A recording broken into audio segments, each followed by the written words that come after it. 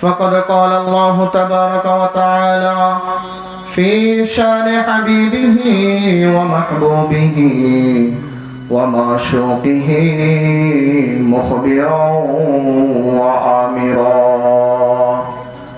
إن الله وملائكته يصلون على النبي يا أيها الذين آمنوا صلوا عليه وسلموا تسليما اللهم صل على سيدنا مولانا محمد وعلى آل سيدنا رسولنا محمد اللهم صل على سيدنا مولانا محمد وعلى آل سيدنا حبيبنا محمد আলহামদুলিল্লাহ মহান রব্বে করিমের দরবারে লাখ কোটি শুকরিয়া যে মালিক ও মাওলা আমাদেরকে পাক পাঞ্জাতন পাক ও আহলে বাইত পাকের শানে আজকে আঞ্জুমানে কাদেরিয়া খুসুসান হুজুর গৌসে পাকের ভক্তবিন্দুদের দ্বারা আয়োজিত আকা মাওলা হুজুর পাকদের গোলাম কর্তৃক আয়োজিত আজকের এই আজিমুশান মহাপবিত্র ওয়াজ মাহফিলের সম্মানিত সভাপতি সাহেব এবং অন্য আয়োজকবৃন্দ, আমার সামনে উপবিষ্ট দিনদার পরহেজগার মুত্তাকি বান্দাগণ এবং পর্দার আড়ালে আমার সকল মা ও বোনেরা, সকলের প্রতি আমার সালাম। আসসালামু আলাইকুম ওয়া রাহমাতুল্লাহি ওয়া বারাকাতুহু। ওয়ালাইকুম আসসালাম ওয়া রাহমাতুল্লাহি ওয়া বারাকাতুহু। আজকে আমরা এমন একটা মাহফিল পাকে আমরা হাজির হয়েছি, যেই মাহফিলের শিরোনামটা হলো আহলে বাইত পাক পাঞ্জাতন পাকের শানে।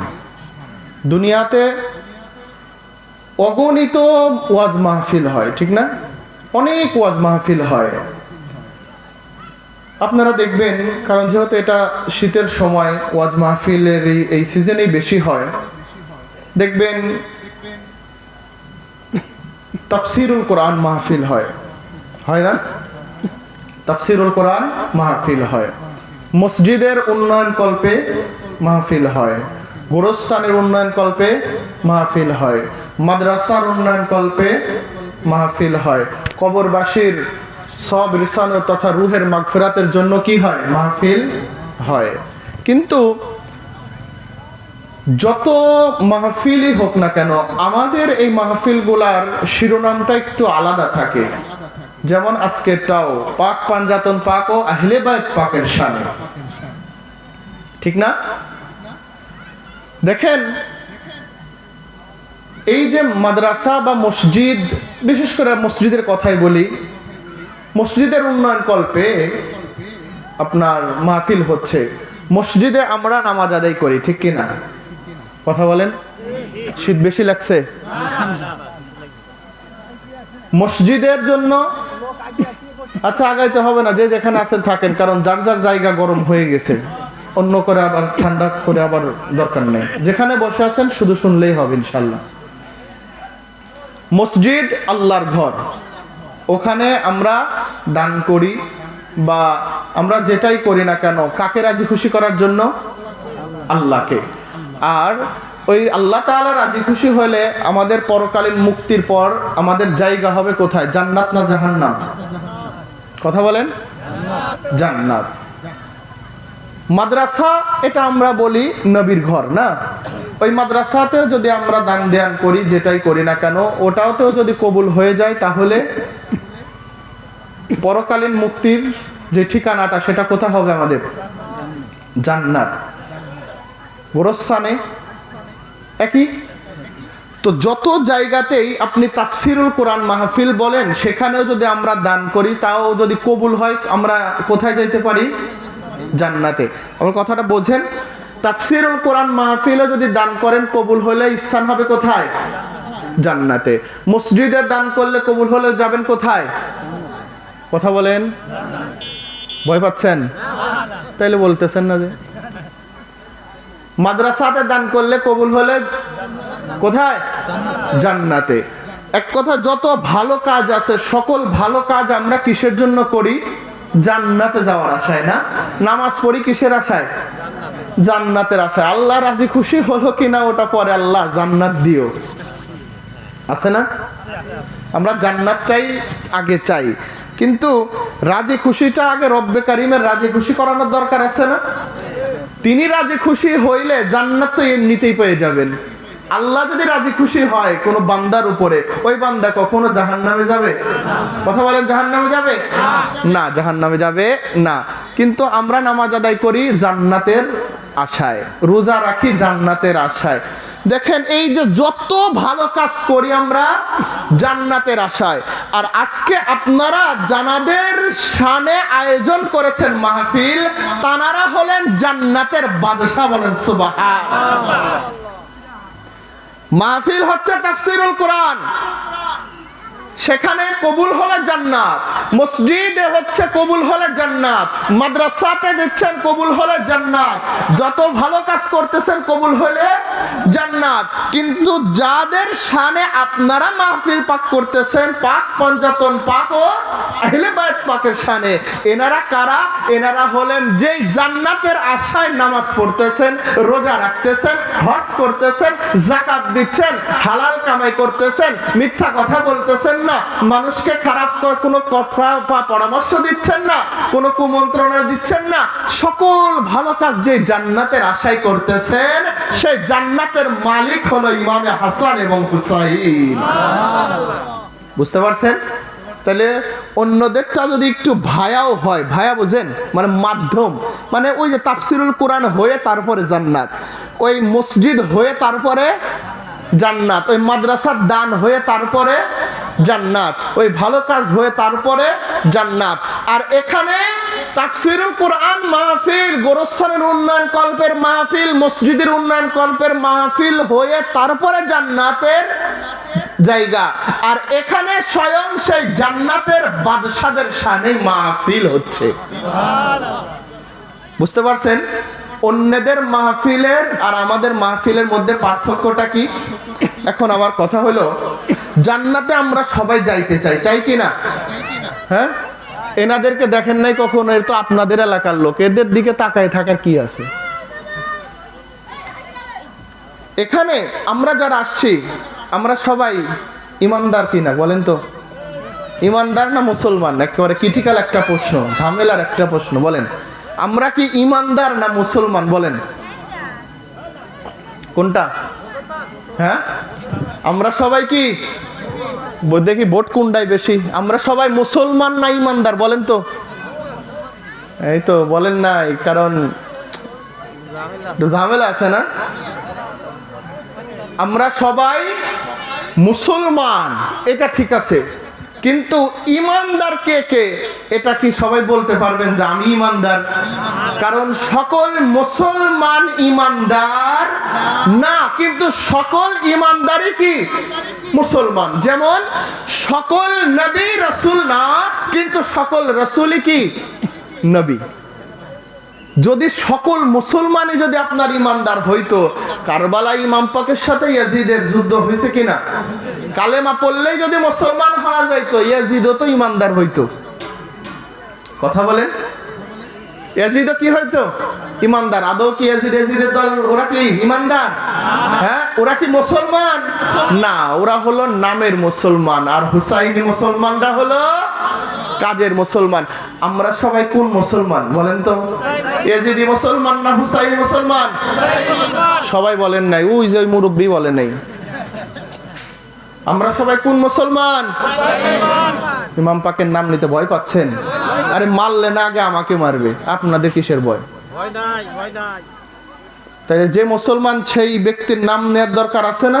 যেই ব্যক্তি ইসলামটাকে জিন্দা করলো, নামাজকে জিন্দা করলো, রোজাকে জিন্দা করলো, হজকে জিন্দা করলো, যাকাতকে জিন্দা করলো, কোরআনকে জিন্দা করলো, হাদিসকে জিন্দা করলো, এক কথায় দ্বীন ইসলামকে জিন্দা করলো, তিনি হলেন মাওলা ইমামে হুসাইন।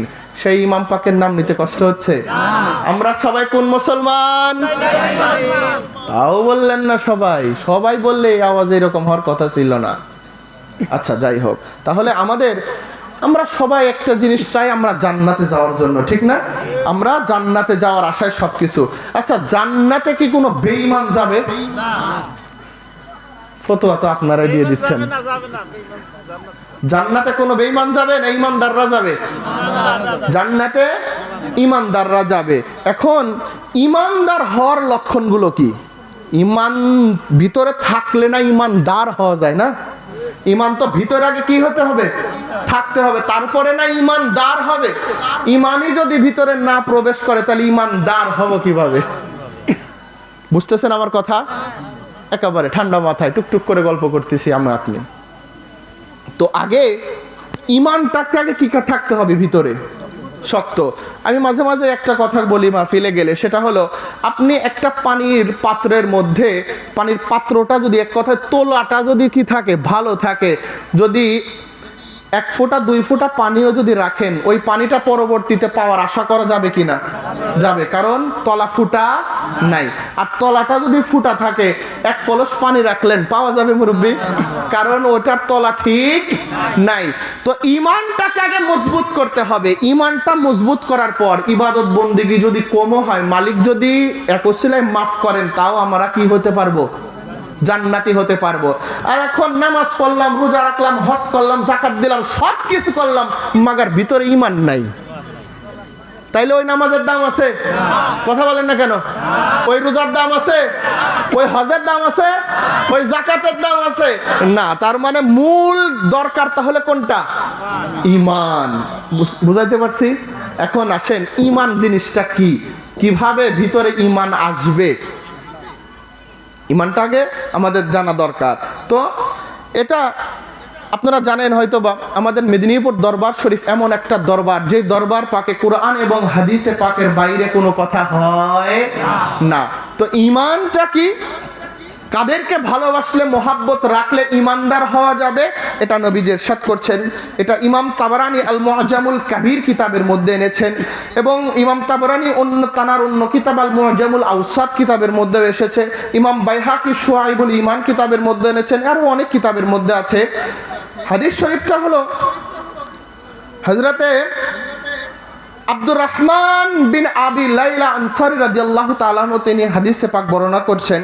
আর আব্দুর রহমান বিন আবি লাইলা আন আবিহি ক্বালা ক্বালা রাসূলুল্লাহ সাল্লাল্লাহু তাআলা আলাইহি ওয়া আলিহি ওয়াসাল্লাম লা ইউমিনু আবদুন হাত্তা আকুনা আহাব্বা ইলাইহি মিন নাফসিহি ওয়া তাকুনা ইতরাতি আহাব্বা ইলাইহি মিন ইতরাতিহি ওয়া তাকুনা আহলি আহাব্বা ইলাইহি মিন আহলিহি ওয়া তাকুনা যাতি আহাব্বা ইলাইহি মিন যাতিহি।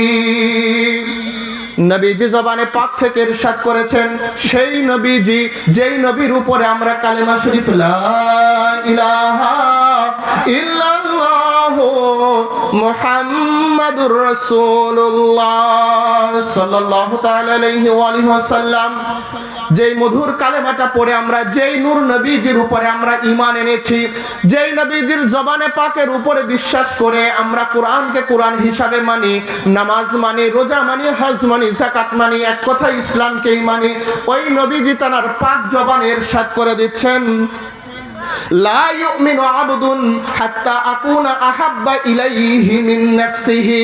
নবীজি ইরশাদ করছেন, কোন ব্যক্তি ততক্ষণ না পর্যন্ত মুমিন হতে পারবে যতক্ষণ না পর্যন্ত তার নিজের জানের চাইতে, তার নিজের এই জান, তার নিজের এই জায়গা, যেই জায়গাকে, যেই জানকে, যে জীবনকে মানুষ সবচেয়ে বেশি ভালোবাসে, ওই জানকে, ওই জীবনের চাইতে আমি নবীকে যতক্ষণ না পর্যন্ত বেশি ভালোবাসবে, ততক্ষণ না পর্যন্ত কোনো বান্দা, কোনো ব্যক্তি ঈমানদার হতে পারবে না। তাহলে সর্বপ্রথম ভালোবাসতে হবে কাকে? নবীকে। কাকে? নবীকে, যেই নবীর উপরে আমরা কালেমা শরীফ পড়েছি। শুধু এখানে হাদিস শরীফ শেষ নয়, নবী যে আরো জানিয়ে দিচ্ছেন যে আমাকে তো নিজের জানের চাইতে আগে বেশি ভালোবাসতে হবে। এরপরে কি করবে? ওয়াতাকুনা ইতরাতি আহাব্বা ইলাইহি মিন ইতরাতিহি। ওই ব্যক্তি ততক্ষণ না পর্যন্ত মুমিন হবে যতক্ষণ না পর্যন্ত ওই ব্যক্তির সন্তান সন্ততি থেকে, ওই ব্যক্তির ছেলে থেকে, ওই ব্যক্তির মেয়ে থেকে, এক কথায় ওই ব্যক্তির সন্তান সন্ততি থেকে আমি নবীর যেই আহলে বাইত আছে, আমার যেই সন্তান আছে, আমার যেই ইতরাত আছে, আমার সন্তান সন্ততিকে, আমার ইতরাতকে যতক্ষণ না পর্যন্ত তার নিজের সন্তানের চাইতে বেশি ভালো না বাসবে ততক্ষণ না পর্যন্ত কোনো ব্যক্তি মুমিন হতে পারবে না। এখানে হাদিস শরীফ শেষ নয়, নবীজি আবার জানিয়ে দিচ্ছেন ওয়াতাকুনা আহলি আহাব্বা ইলাইহি মিন আহলিহি। ওই ব্যক্তি যতক্ষণ না পর্যন্ত তার নিজের আহালিয়াত থেকে, তার নিজের পরিবার থেকে, শুধুমাত্র এখানে ছেলে সন্তান মেয়ে সন্তানের কথা বলেন নাই, নবীজি ইরশাদ করছেন ওয়াতাকুনা আহলি আহাব্বা ইলাইহি মিন আহলি। যতক্ষণ না পর্যন্ত তার পরিবার থেকে, একটা পরিবারের মধ্যে পিতা থাকে, একটা পরিবারের মধ্যে মাতা থাকে, একটা পরিবারের মধ্যে বোন থাকে, ভাই থাকে, থাকে কি না? কথা বলেন, থাকে কি না? ওই পরিবারের মধ্যে নিজের স্ত্রীও থাকে, নিজের সন্তান থাকে, ছেলে সন্তান হোক বা মেয়ে সন্তান হোক। নবীজি ইরশাদ করে দিচ্ছেন তার পুরা পরিবারের থেকে যতক্ষণ না পর্যন্ত আমি নবীজির পরিবারকে বেশি ভালো না বাসবে, মোহাব্বত না করবে, ততক্ষণ না পর্যন্ত কোনো ব্যক্তি প্রকৃত ঈমানদার হতে পারবে না। শুধু এখানেই শেষ নয়, নবীজি হাদিস শরীফের লাস্ট অংশটাও বলে দিচ্ছেন ওয়াতাকুনা যাতি আহাব্বা ইলাইহি মিন যাতিহি। ওই ব্যক্তি ততক্ষণ না পর্যন্ত মুমিন হতে পারবে যতক্ষণ না পর্যন্ত তার জাত থেকে আমি নবীজির জাতকে, তার বংশ থেকে আমি নবীজির বংশকে যতক্ষণ না পর্যন্ত বেশি মহব্বত করবে, বেশি ভালোবাসবে, ততক্ষণ না পর্যন্ত কোনো ব্যক্তি প্রকৃত পক্ষে ঈমানদার হতে পারবে না। হাদিস শরীফ কার? কার? রাসূলে পাকের। হাদিস শরীফ রাসূলে পাকের। নবীজি জানিয়ে দিচ্ছেন যে আচ্ছা নবীজির হাদিস শরীফ বিশ্বাস করবেন না? হ্যাঁ, আমি তো কিতাবের নাম শুরুতেই বলে দিছি, মুখ গল্প তো করি নাই। বিশ্বাস না হয় কিতাবগুলো খুলে দেখেন, না পাইলে আমরা আসি তো ইনশাল্লাহ, পলায়ে তো আর যাচ্ছি না। হাদিস শরীফ কিতাব।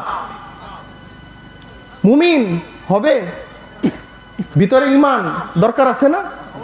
সবাই একেবারে নিস্তব্ধ হয়ে গেলে না যে এখন কি হচ্ছে ভিতরে ঈমান। শুরুতেই কিন্তু আপনারা বলছেন যে ঈমানদার না হলে জান্নাতে যাওয়া সম্ভব না। তাহলে ওই জান্নাতে যাইতে গেলে আগে আমাদের কি দরকার? ঈমান ভিতরে রাখা দরকার, ঈমান আনা দরকার।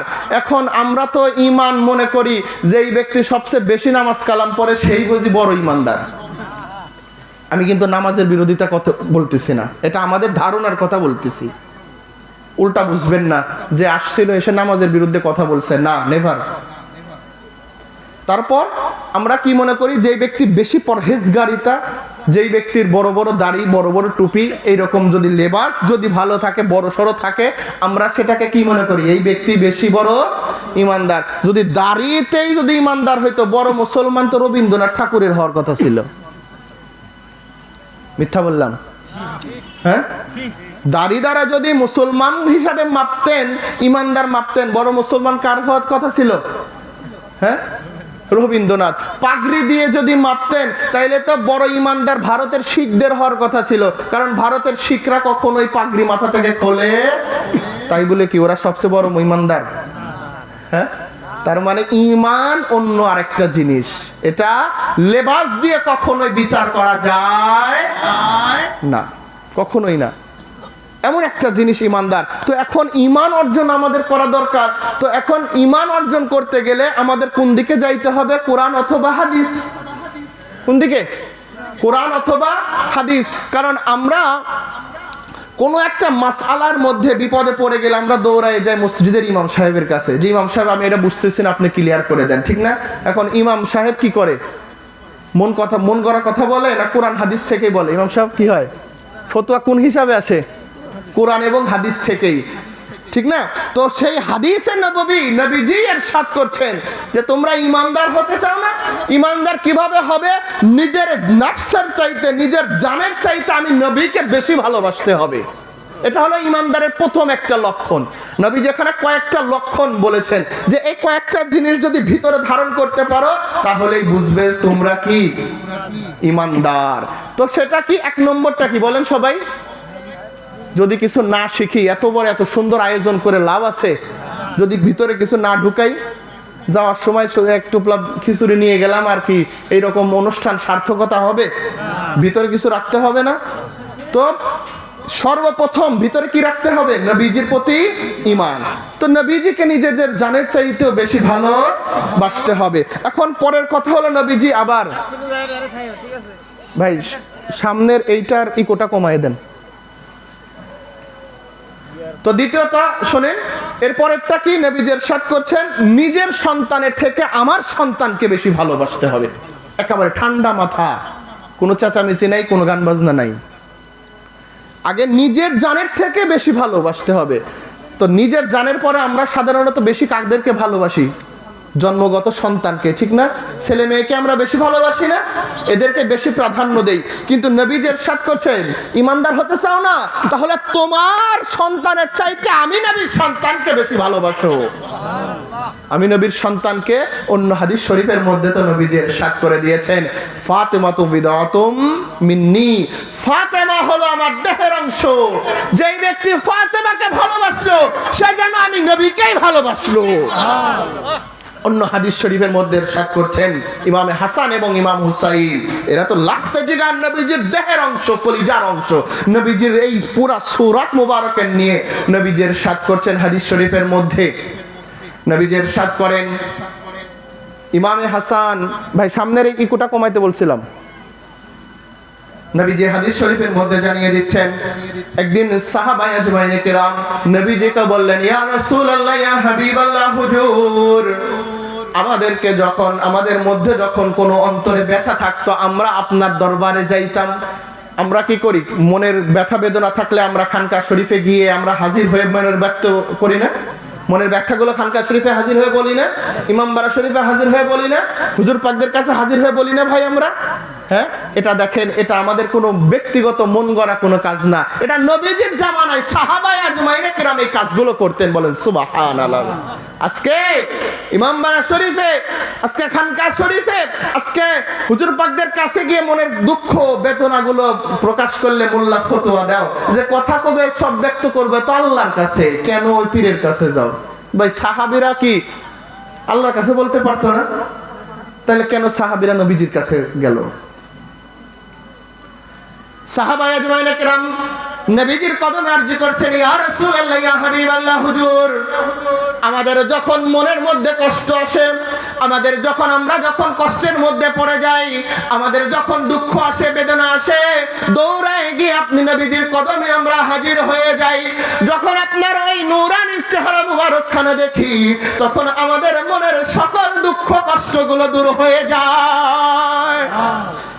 তখন সাহাবীরা জিজ্ঞাসা করছেন ইয়া রাসূলুল্লাহ, ইয়া হাবিবাল্লাহ, যখন আপনি এই দুনিয়াতে থাকবেন না, এই হায়াতে পাকে তখন যখন থাকবেন না, দুনিয়াবি হায়াতে যখন থাকবেন না, আমাদের সামনে চর্ম চোখে যখন থাকবেন না, ইয়া রাসূলুল্লাহ, ইয়া হাবিবাল্লাহ, আপনার ওই চেহারা মুবারক দেখার স্বাদ আমরা কিভাবে মিটাবো? আমরা কিভাবে আমাদের দুঃখ কষ্টগুলো আমরা ব্যক্ত করব? তখন নবীজি হাদিসে পাকের মধ্যে জানিয়ে দেন যে ও আমার সাহাবীরা রে, জেনে রাখো, জেনে রাখো, জেনে রাখো, আমি তোমাদেরকে বলে দিচ্ছি, তোমরা আমাকে দেখলে তোমাদের ঈমানকে তোমরা মজবুত করতে, তোমাদের দুঃখ বেদনাগুলো আমার কাছে ব্যক্ত করতে, আমি নবীজিকে দেখলে তোমাদের সকল কষ্ট দূর হয়ে যাইতো। ও আমার সাহাবীরা, তোমরা জেনে রাখো আমি এমন একটা জিনিস তোমাদেরকে বলে যাচ্ছি, যেটা আমি নবীজি যখন তোমাদের মাঝ থেকে পর্দা নিয়ে যাব, তোমাদের চর্মচোখের অন্তরালে যখন চলে যাব, তখন পরবর্তী আমি তোমাদের জন্য একটা বিষয় বলে যাচ্ছি। সাহাবায়ে আজমাইন কেরাম বলেন, ইয়া রাসূলুল্লাহ, ইয়া হাবিবাল্লাহ, সেগুলো কি? নবীজি জানিয়ে দিচ্ছেন, ও আমার সাহাবীরা রে, আমি দুইটা ব্যক্তির নাম বলে যাচ্ছি। সেই দুইটা ব্যক্তির একটা হলো ইমামে হাসান আর একটা হলো ইমামে হুসাইন। ইমামে হাসান আল মুজতাবা, বড় ইমাম পাকের কথা নবীজি বলেন, আমার এই মাথা থেকে, আমার এই মাথার তালু থেকে আমার দেহের অর্ধেক পর্যন্ত বড় ইমাম পাকের সাথে হুবহু মিল রয়েছে, এবং আমার এই দেহের অর্ধেক থেকে আমার কদম পর্যন্ত ছোট ইমাম পাক ইমামে হুসাইন আলাইহিস সালাতু ওয়াস সালামের সাথে হুবহু মিল রয়েছে। নবীজি জানিয়ে দিচ্ছেন যে, ও আমার সাহাবীরা রে, যদি তোমাদের কখনো আমি নবীকে দেখার অনেক ইচ্ছা হয়, আমি নবীকে দেখতে অনেক ইচ্ছা হয়, যদি আমি নবী তোমাদের কাছে না থাকি, তোমরা আমার এই দুই শাহজাদা ইমামে হাসান এবং ইমামে হুসাইনকে একসাথে দেখে নিলে আমি নবীকে দেখা হয়ে যাবে। নারে ইসালাত, নারে হায়দারি, নারে হাসান, নারে হুসাইন, নারে গৌস। সাজদাতানশীন হুজুর পাক হযরতে সৈয়দ শাহ ইউসুফ আলী আল কাদরি, ছোট হুজুর পাক কিবলা ও কাবা। নারে তাকবীর। নবীজিকে ইরশাদ করলেন যে এই দুই ইমাম পাককে, ইমামে হাসান এবং ইমামে হুসাইনকে যারা দেখবে একসাথে, তারা যেন আমি নবীকেই দেখে নিল। তো সেই দুই সন্তানের কথা নবীজি ইরশাদ করছেন যে তোমরা ইমানদার হতে চাও, তোমাদের সন্তানের থেকে আমি নবীর সন্তানকে কি করতে হবে? কথা বলেন। পছন্দ হচ্ছে না? না, কারণ আমি গজল গাইতেছি না, যে এই জন্যে না। গজল গার বক্তা আসতেছে আরো পিছনে, পাবেন, কিন্তু কিছু কথা তো আপনার ভিতরে থাকতে হবে না, ওইটুকু দেওয়ার জন্যই আমি এখানে বসছি আর কি, যাতে আমরা বেঈমান হয়ে কবরে না যাই, ইমানদার যেন হয়ে যাইতে পারি। এমন কোনো কিছু না যে উপর থেকে আল্লাহর সিন্নি দিছে আর খপগপ করে খায়া নিলে ইমানদার না। ভিতরে যদি কোনো না থাকে, কোনো কিছু যদি নিয়ে যাইতে না পারি, কার দায়, কার ওসিলা দিয়ে মাপ পাবে? এটা ওসিলা তো দেওয়া দরকার, ঠিক আছে না? আল্লাহ রাব্বুল আলামিন ইরশাদ করছেন কোরআনে পাকে, ঠিক আছে, ইয়া আইয়ুহাল্লাযিনা আমানু আমানুত্তাকুল্লাহা ওয়াবতাগু ইলাইহিল ওয়াসিলা, মাধ্যম ওসিলা, এটা আল্লাহ তাআলা ইরশাদ করছেন। জানা থাকতে হবে না সেগুলো? কিছুই জানি না, তাইলে ওসিলা দেবটা কি? কার মাধ্যম, কার উপরে আমরা ন্যস্ত হব? তো নবীজি জানিয়ে দিচ্ছেন যে এই কথাগুলো তোমরা মানো, ইমানদার হওয়া সম্ভব। তাহলে নিজের সন্তানের চাইতে কার সন্তানকে বেশি ভালোবাসতে হবে? নবীর যে সন্তানকে। এখন তারপরের কথা হলো, ওয়াতাকুনা ইতরাতি আহাব্বা ইলাইহি মিন ইতরাতিহি ওয়াতাকুনা আহলি আহাব্বা ইলাইহি মিন আহলিহি, মানে নিজের পরিবারের কথা, ইতরাতের কথা নবীজি ইরশাদ করলেন। ভাই, আজকে তো মনে করেন আমরা পুরুষ মানুষ যারা আছি, মা বোনরাও কষ্ট করে না তা না, আমরা পুরুষরা যারা আছি, সংসারের একটু শান্তির জন্য আমরা কি না করি বলেন? হ্যাঁ, সন্তানদের মুখে, পরিবারের মুখে খাবার দেওয়ার জন্য আমরা কত কষ্টই না আমরা করি। পিতা মাতা সন্তান যেন একটু ভালো থাকে, একটু সুখে থাকে, এইটার জন্য আমরা কত কষ্ট করতেছি না? বিশেষ করে আপনারা যারা এই অঞ্চলে আছেন, আপনারা তো আমাদের থেকে আরো বেশি কষ্ট করেন। সেই সকাল থেকে মাঠে কাজ আর সন্ধ্যাও পার হয়ে যায়, কিসের জন্য ভাই? পরিবার যেন একটু ভালো থাকে, তা ঠিক না? আচ্ছা বলেন তো, কিয়ামতের ময়দানে এই পরিবার কোনো কাজে আসবে? হ্যাঁ, একটা আমল আপনার সংক্ষিপ্ত আছে, একটা আমল, এই একটা আমল হইলেই আপনার গুনার পাল্লা থেকে সওয়াবের পাল্লাটা ভারী হয়ে যাবে, আপনার ঠিকানা জান্নাত থেকে জাহান্নামে চলে যাবে। বলেন তো, এই একটা আমল দেওয়া 100 মণ টমেটো দিলে পাওয়া যাবে? তাইলে 200 মণ হলে পাওয়া যাবে? হ্যাঁ, যদি 1000 মণ পাট দেন তাও হবে না? তাইলে ধান দিলে অবশ্যই হবে, কারণ ধান না দিলে খাবেন কি? তাও হবে না। ভাই, কিয়ামতের ময়দান এমন একটা ময়দান, পিতা তার সন্তানকে চিনবে না, সন্তান পিতা মাতাকে চিনতেছে না। এমন একটা একটা ময়দান কিয়ামতের ময়দান, যেখানে ভাই একটা আমলের জন্য, ভালো কাজের জন্য ফয়সালা জান্নাত থেকে জাহান্নামে হয়ে যাবে, জাহান্নাম থেকে জান্নাতে হয়ে যাবে। এত কষ্ট কাদের জন্য করতেছি? যেই পরিবার, ওই পরিবারকে গিয়ে বলবেন যে হে সন্তান রে, তুই একটু শান্তিতে থাকবি, ভালো স্কুলে পড়বি, ভালো কলেজে পড়বি, এই জন্য আমি দিনকে দিন মনে করি নাই, রাতকে রাত মনে করি নাই, কষ্ট করে তোকে ভালো লেখাপড়া শিখাইছি। আজকে একটা আমল আমার দরকার, তাইলে আমার জাহান্নাম থেকে জান্নাতের ফয়সালা হয়ে যায়। সন্তান দিবে? যারা চুপ করে আছেন, আপনাদের দিবে না? যাক, দিবে আপনাদের? কথা বলা যাবে না, ওয়াজের মধ্যে কথা বলা যাবে না, না ওটা বলা যাবে না, সে নিয়ে আসেন, ওইগুলো আমার ওয়াজের মধ্যে চলে না। দিবে? সন্তান দিবে? বলেন। হ্যাঁ, কখনোই সম্ভব? কখনোই সম্ভব না। আচ্ছা, স্ত্রীর কাছে গেলেন যে ভালোবাসার ব্যক্তি তুমি, দুনিয়াতে কি না করছি তোমার জন্য, তাইলে তুমি দাও, দিবে? কখনোই দিবে? তাইলে এই দুনিয়া, এই পরিবার কোনো লাভ আছে? এখন নবীজি ইরশাদ করছেন, তোমার পরিবারের চাইতে আমি নবীর পরিবারকে বেশি ভালোবাসতে হবে। আমি নবীর পরিবারকে বেশি ভালোবাসতে হবে। আমার পরিবারকে নবীজি ইরশাদ করছেন, আলিয়ান ওয়া ফাতিমাতা ওয়া হাসানান ওয়া হুসাইনান ফাকাল আল্লাহুম্মা হাউলাই আহলে বাইতি। নবীজি জানিয়ে দিচ্ছেন, আমার পরিবারকে, আমার আহলে বাইতকে, আমার ইতরাতকে, আমার বংশকে তোমরা জানতে চাও? নবীজি ইরশাদ করছেন, এমন একজন ব্যক্তি, আল্লাহ তাআলা এমন একটা সিস্টেম করে দিয়েছেন, পুরা দুনিয়ার মধ্যে সকল মানুষের বংশ থাকে ছেলে থেকে, ঠিক কি না? সকল মানুষের বংশ চালু থাকবে ছেলে থেকে। আল্লাহ রাব্বুল আলামিন আমার আপনার নবীজির বংশটা রেখেছেন মা খাতুনে জান্নাত থেকে। মা খাতুনে জান্নাত থেকে নবীজির বংশ চলে আসছে। আমাদের আকা মাওলা হুজুর পাকরা সেই খাতুনে জান্নাত পাকেরই বংশধর, সেই জান্নাতের রমণীদের সরদার, সরদারিনীর বংশধর আমাদের হুজুর পাকরা। নবীজি জানিয়ে দিচ্ছেন যে তোমার যেই পরিবারের কথা আমি নবীজি বললাম, যেই পরিবারকে ভালোবাসতে হবে, মোহাব্বত করতে হবে, আমার সেই পরিবারকে জানতে হবে কিনা? নবীজি বললেন যে পরিবারকে ভালোবাসতে হবে, না জানলে মোহাব্বত করা যাবে? কথা বলেন, পরিবারের কথা জানতে হবে না? নবীজি জানিয়ে দিচ্ছেন, আলিয়ান ওয়া ফাতিমাতা ওয়া হাসানান ওয়া হুসাইনান ফাকাল আল্লাহুম্মা হাউলাই আহলে বাইতি। ও আমার উম্মতেরা রে, জেনে রাখো, আমি যেই পরিবারের কথা বললাম, যেই পরিবারকে ভালো না বাসলে ইমানদার হওয়া যাবে না, যেই পরিবারকে ভালো না বাসলে মুত্তাকি হওয়া যাবে না, যেই পরিবারকে ভালো না বাসলে মুমিন হওয়া যাবে না, সেই পরিবার কারা? তোমরা হয়তোবা এখন খুঁজবে, আমি নবীজি তোমাদের হাদিসে পাকের মধ্যে জানিয়ে দিচ্ছি, তোমাদেরকে বেশি কষ্ট করে খুঁজতে হবে না। ইয়া রাসূলুল্লাহ, ইয়া হাবিবাল্লাহ, আপনার পরিবার কারা?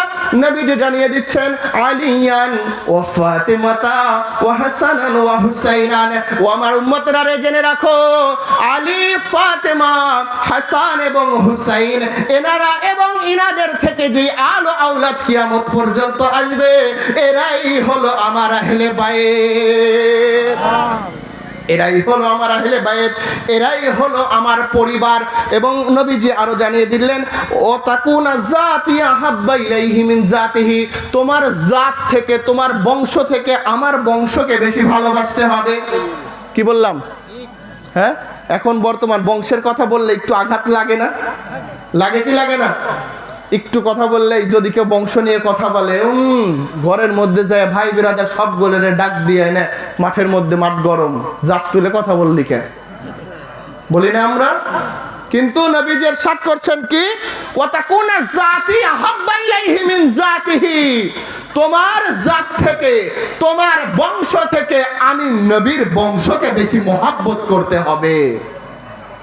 আমি নবীর বংশকে কি করতে হবে? কথা বলেন, বেশি মোহাব্বত করতে।